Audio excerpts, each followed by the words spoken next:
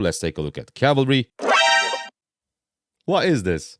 What's going on, my beautiful governors? Welcome to the last video of our series, our 3-1-1 series.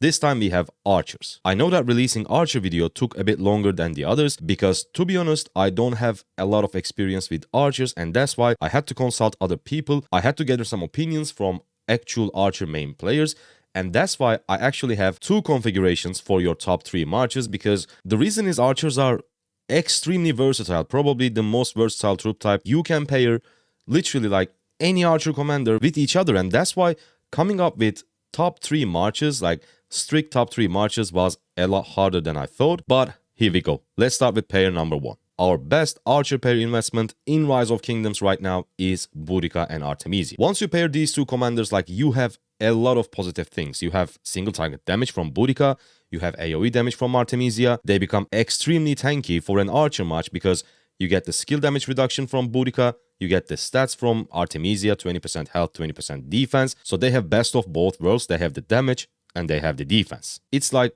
the perfect march. Let's go to number 2 real quick. Archer pair number 2 was Nebuchadnezzar with Yi Song. When you pair Nebu and Yi Song, they pretty much have the best AoE damage in the whole Rise of Kingdoms, in the whole game. It's pretty much it. They deal so much damage, and both damages are AoE, which is amazing. But as you can guess, this is a very squishy march. For example, we had XY Honda for cavalry, and this march is even more squishier than that. I don't even know if that's a word, squishier, but yeah. Because of the sheer amount of damage they provide on the field, Nebuchadnezzar pair with YSG is our archer pair number 2. Pair number 3 is good old Cyrus Ramses. And this march is pretty much the opposite of Nebuchadnezzar and YSG, because other than the small AoE damage of Cyrus, they're mainly single target damage commanders, but they have a lot of utilities other than damage. They have healing, they have a little bit of tankiness, and they have a lot of damage, but it is single target. Now, this is the configuration number 1. Top 3 archer marches in Rise of Kingdoms. Now we are going to take a look at configuration number 2. So this is the second version of top 3 archer marches. Now we have Boudica paired with YSG, Cyrus paired with Nebuchadnezzar, and Amanitor paired with Artemisia. What we did on this one is we basically put an AoE commander to every single march. For first pair, we have YSG. For second one, we have Nebu. And third one, both Artemisia and Amanitor can deal AoE damage. And AoE damage is like, the signature thing of archers in Rise of Kingdoms. And I think both configurations are extremely solid. Now let's take a look at the budget versions of top 3 pairs for archers. At number 1 spot, we have Boudica with Yi Song again.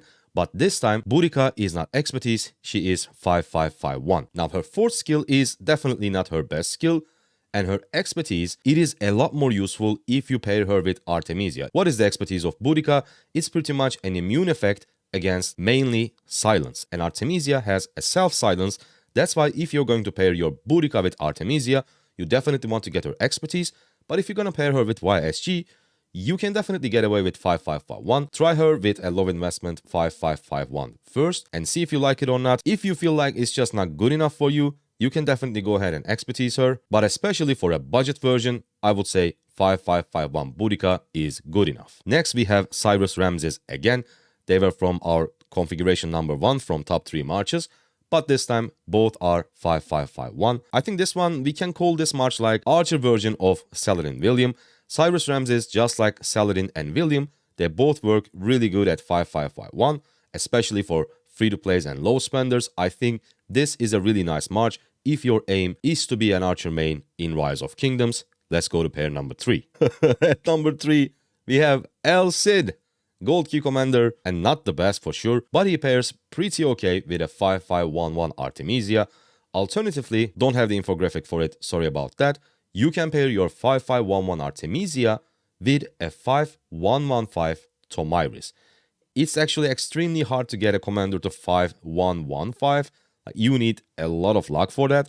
But if you want to gamble and see how it goes, you may go for a 5511 Artemisia paired with 5115 Tomyris. It's a good alternative to pair number 3. Now we are going to take a look at your best of the best 1 infantry march and your best of the best 1 cavalry march. But before that, if you think any information was useful or helpful so far, please hit the like, hit the subscribe. It helps the channel more than you think, and it only takes 1 second, so why not? Thank you, and let's keep going. Our best 1 infantry march it has to be Guan Yu and Scipio. But alternatively, if you have already invested on Alexander from, early days of your kingdom, KVK 1, 2, 3, you can either use him with Guan Yu primary, Alexander secondary, or you can use him with Scipio. I think Scipio and Alexander is a better investment, not because Scipio and Alexander miles better than Guan Yu Alexander, just because I think if you want to upgrade your one infantry march with future infantry commanders that are yet to release, I think Scipio will work with them better compared to Guan Yu. So my top recommendation, if you have the sculptures, Guan Yu Scipio, and second one is Scipio Alex, third one is Guan Yu paired with Alexander. Let's take a look at cavalry. What is this? I know you are going to use only one march, but when it comes to cavalry, options are endless. Nevsky Joan of Arc, amazing march. XY Nevsky, amazing. Nevsky William, amazing. XY William and XY Joan of Arc, a bit of a glass cannon marches, but again, both versions are great. The reason why I put a lot of options here is because I don't know which commanders you have already maxed or you have already worked on. For example, you could have a 5-5-5-1 William already. So if you're going to use one cavalry march before completing your archer marches because you are an archer main, there is no point to go for 2 extra cavalry commanders and just benching your William. You already have a 5-5-5-1 William. So instead of going for the best of the best, Nevsky Joan of Arc, you can just go for Nevsky William or XY William. The options are endless when it comes to cavalry. Now we are going to take a look at your archer gear. How can you progress? How can you upgrade your gear from early KVKs to a season of conquest KVK? So I think this is the bare minimum equipment you want to have before you go to open field. We have 3 blue pieces, 2 green pieces and white piece. Shouldn't be that hard to get this equipment in your first KVK. So this is definitely the bare minimum. What we did with the middle version, we kept our 3 blue pieces because all these 3 pieces gives either health or defense, and that's why we didn't touch those. What we did is we replaced our white gear with an epic one and green pieces again with epic pieces. And please notice that our boots gives health, which is amazing, and we also have 2 pieces from revival set. So we are starting to work on this revival set in the mid game. Now let's move on to the late game. But before that, as you can see, all these pieces are special talented. You need to get some special talents on your equipment because they perform a lot better. You will get every single material you have spent when you dismantle a blue, green, white or epic piece. So why not try to get some special talents on your equipment, gather some blueprints, spend some gold and get some special talents for your equipment. I assure you that it will make a difference. Late game for archers is actually pretty straightforward. We could even put this into mid game, but it is basically your boots that gives health, Golden Age, the weapon that gives defense, and 4 pieces from revival set. Archer is the only troop type that have an epic set in Rise of Kingdoms, so you gotta take advantage of it. You gotta get those revival pieces, all special talented. This is your mid/late game gear. For end game, we have 6 pieces archer set. Again, the only troop type that I recommend 6-piece set, because for infantry you want to use Hope Cloak, Eternal Light. For cavalry, you want to have Navarre's Control, you want to have Ash of the Dawn for legs, but for archers, you just go for 6 pieces archer set. But the question could be, how should we go from this late game to end game?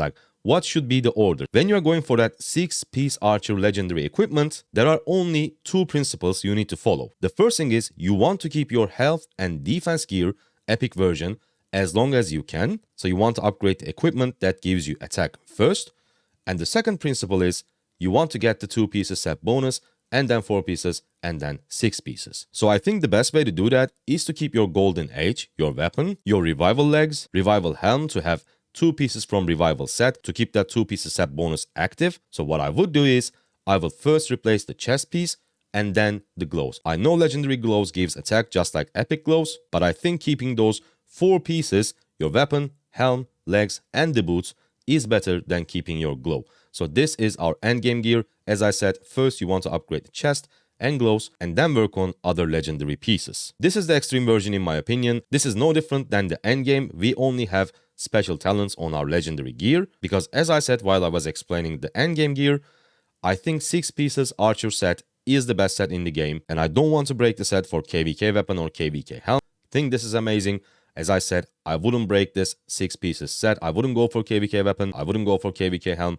Extreme version is simply just the endgame version, but with special talents. Hope you guys liked it, hope you guys enjoyed it and find it useful or informative. If you did, a simple like and subscribe helps the channel a lot and keeps you updated for our future Rise of Kingdoms videos. As always, a special thank you to our channel members. Thank you guys so much for your support.